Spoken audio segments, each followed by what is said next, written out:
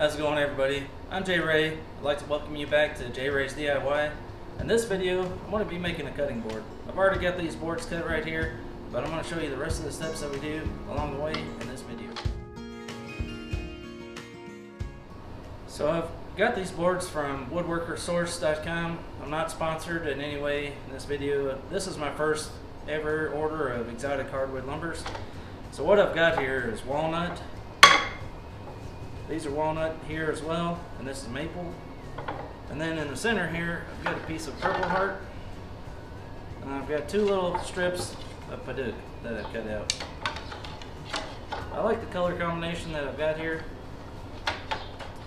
If you're going to make a cutting board yourself, whatever board you get, go ahead and lay them out before you glue them together so that you can see if the pattern works for what you're looking for. I think this is a pretty nice pattern that I've got here. I'll kind of show that to you. Where I've got the purple heart in the center and then the two padauk stripes on either side of that, with maple on either side of that, some walnut, and two more stripes of maple towards the edges. So I think it's going to look pretty good. But before I glue this together, I want to show you kind of my thought on what I'm going to do here. I've got blue tape on two pieces of walnut boards here that are the same thickness as what these boards are. The reason for the blue tape is so that when I glue this, if any glue gets over onto these boards here, then it won't stick these boards to the cutting board itself. I've also got these three strips of boards here. Yeah, they're the same thickness, but that really doesn't matter. What I'm going to do with these boards, I also put blue tape on the edges.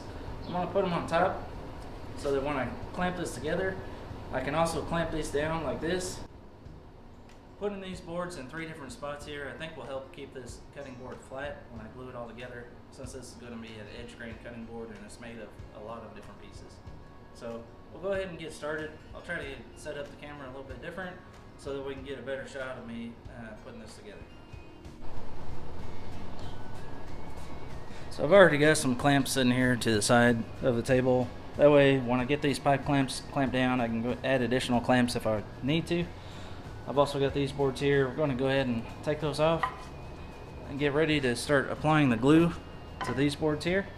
Now what you want to do is start with one of the edges and just flip it down on its side, slide it over, and then do the same with the rest of the boards all the way down. That way when you put glue on here, you can put glue on one surface of all these boards at the same time, and then you can flip them up the way that they opposite way actually of what you took them down, and then hopefully when you glue them, stand it back up, you'll have glue between all the joints. May not have enough room here to do it all at once, but I'm going to try to keep them in the same order as what I'm taking them down here.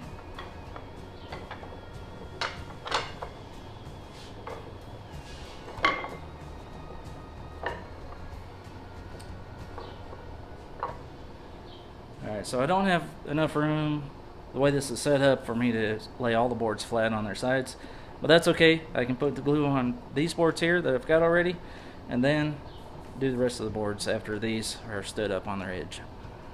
I like using this Titebond 3 Ultimate Wood Glue. It serves me well for my purposes. Also, this is supposed to be a food safe glue, so it should be good for a cutting board. And lots of people have recommended this online and in other YouTube videos that I've watched about making cutting boards. So here we go. We'll get into gluing these pieces together.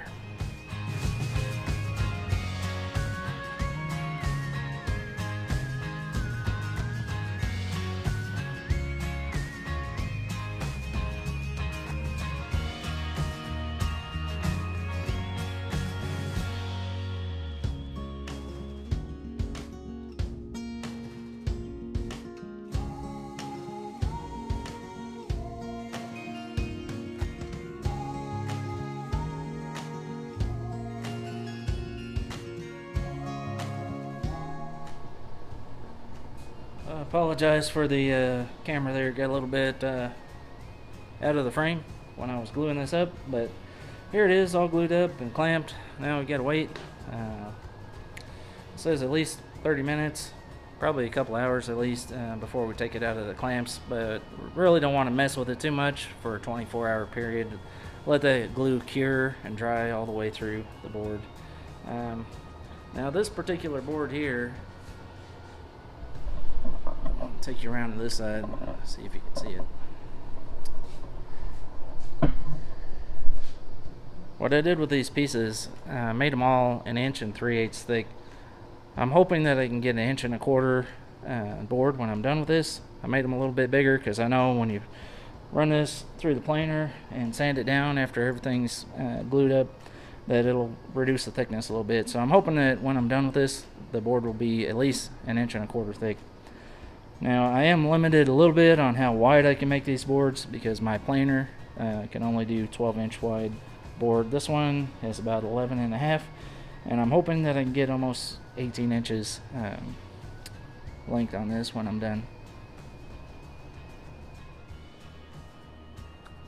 I did a little bit of work on this board off camera. I sent it through the planer several times, got the top and bottom smooth, and I did sand it a bit with my belt sander and a palm sander to make the top and the bottom of the surfaces smooth on this. The next thing I'm going to do is put a juice groove in this board.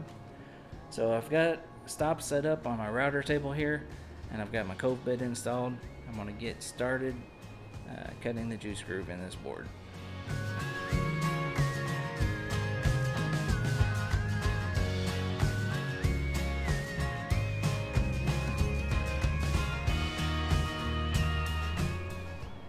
Well, I had some problems with the fence on my router table.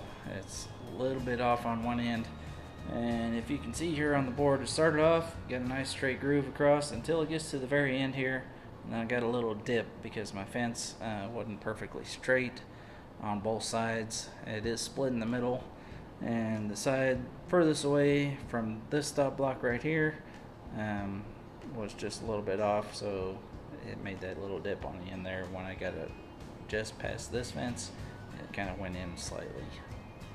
So I'm gonna have to do some work on my fence, see if I can fix that issue, and hopefully not have this problem again in the future.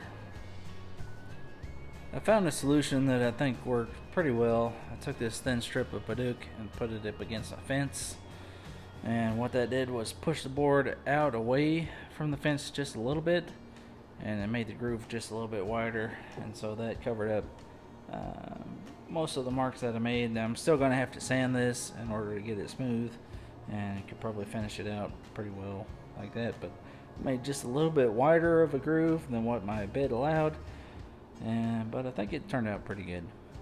What do you think? Well, I ran into an issue where my router table isn't quite wide enough for me to be able to put stop blocks on in order to route a juice groove on the edges here. So what I'm going to do is go ahead and pause this video at this time, and there'll be a part 2 coming up after I get this router table fixed. If you enjoyed this video, please give me a thumbs up, subscribe if you haven't already, and hit the notification bell so you don't miss out on future content coming from our channel, but also so you don't miss out on part 2 of how I'm building my first cutting board.